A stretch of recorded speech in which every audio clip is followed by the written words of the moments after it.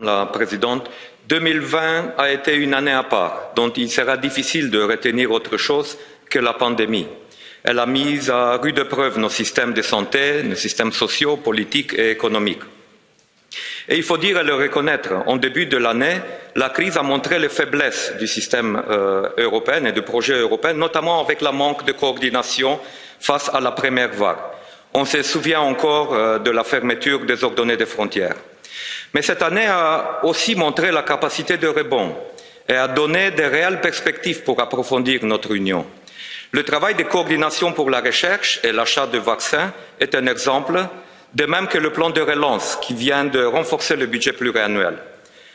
Nous allons reconstruire, mais aussi transformer autour de priorités véritablement européennes, comme le digital et le Green Deal.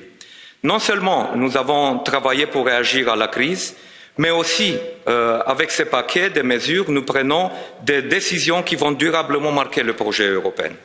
Et je pense en particulier aux nouvelles ressources propres et à la conditionnalité à l'état de droit. Cela prouve que, sous la pression de réalités difficiles, nous pouvons progresser en Europe.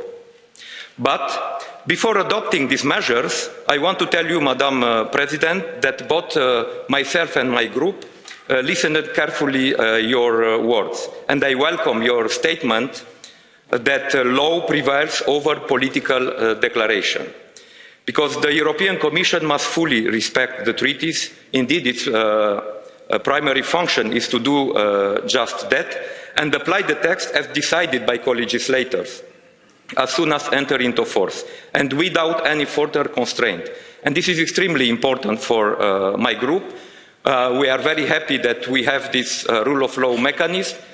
It should be enforced starting at the beginning of the year and fully as the text prevails. I would also like to point out that most of these measures were born here in this hemicycle, and that they were able to see the light of the day because we were able to build a solid majority to carry them through to the end. And I would like to thank to my colleagues that we proved that the Parliament can be united when it's about reinforcing the European Union. And this is something that we have to keep in mind, because the work is not finished yet, far from it. Over and above the many legislative dossiers that are in the pipeline, we must make Europe more responsive. Its decision must be faster and clear, and to do that we should use the opportunity of the conference for the future of Europe we are pushing for since the beginning of the mandate. Because this crisis has shown us the structural problem caused by the question of unanimity in the Council, who block a lot of important decisions for the European Union. And this is not about not giving the possibility to each member state to be part of the decision. But if the objective of some member states is only to block without a strong argument, this is not the way to develop Europe. So let's not be afraid to debate this and to find the right solution. Above all, let us never forget that Europe is most effective when it is united, determined, and put its citizens at the heart of its decisions and ambitions. Thank you very much.